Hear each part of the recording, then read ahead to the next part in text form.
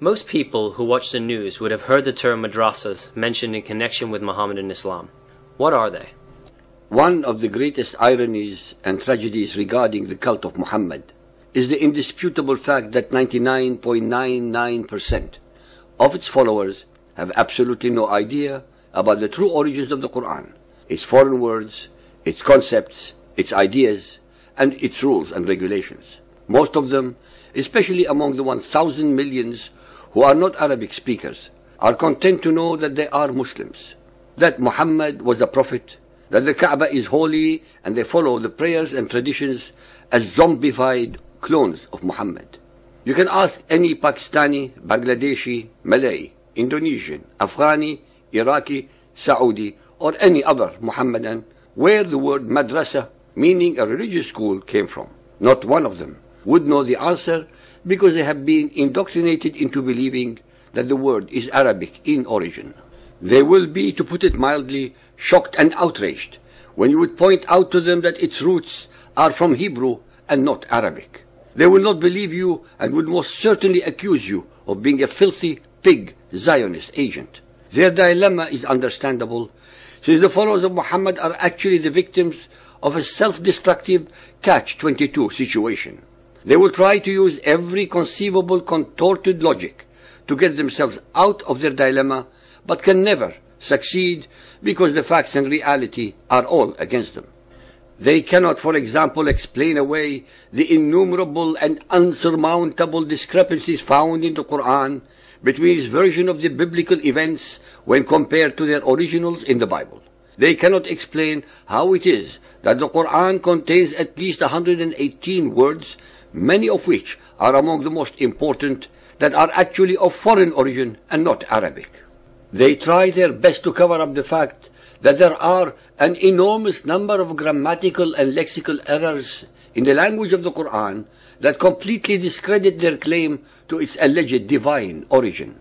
That Muhammad's God, Allah, is shown in the Quran to have a fickle and unsure characteristic, requiring him to repeatedly change his mind and or his earlier ordinances through the enormous number of abrogating and abrogated verses that fill 71 out of 114 chapters of the Quran, as we have demonstrated earlier.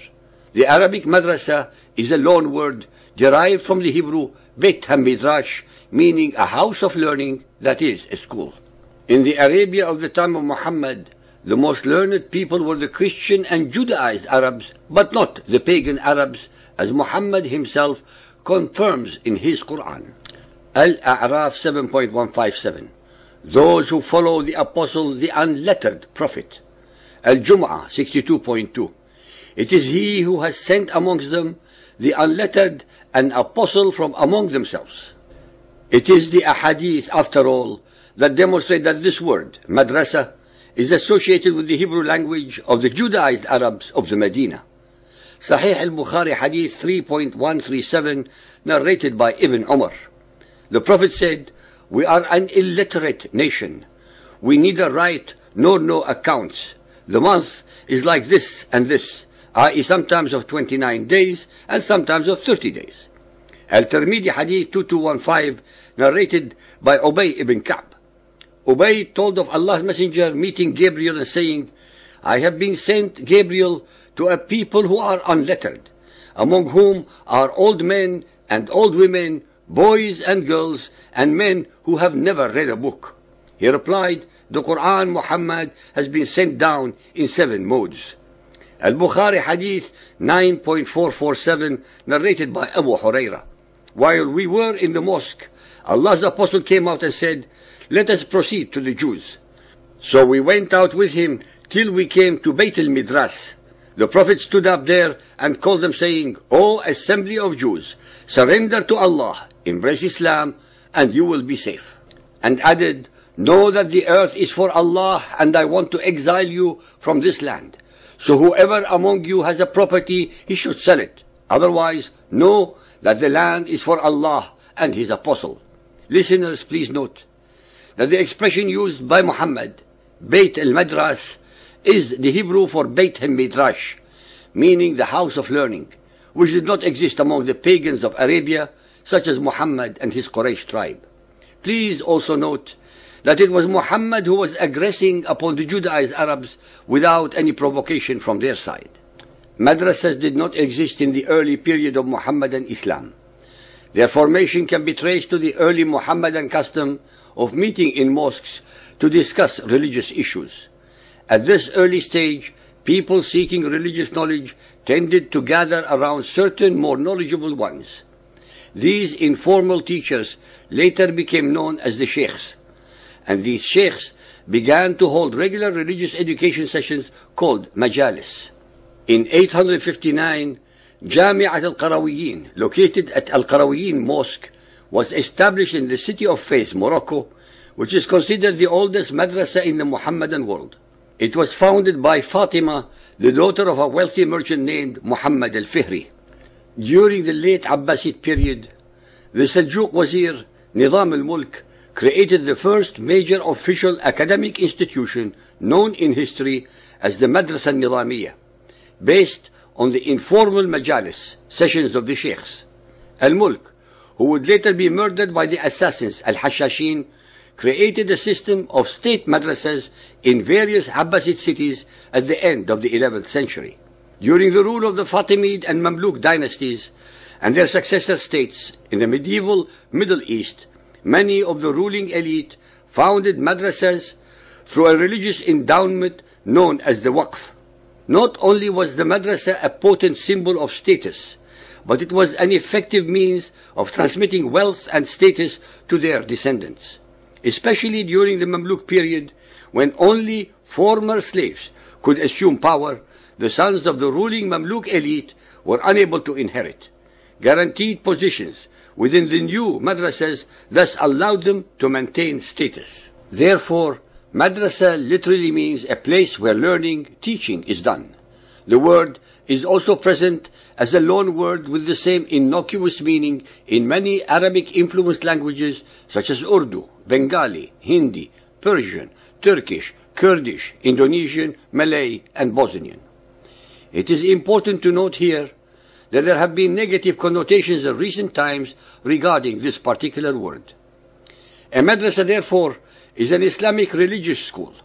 Many of the Taliban were educated in Saudi-financed madrasas in Pakistan that teach Wahhabism, which is the most fundamentalist and true representation of Muhammadan Islam that is rooted in Saudi Arabia.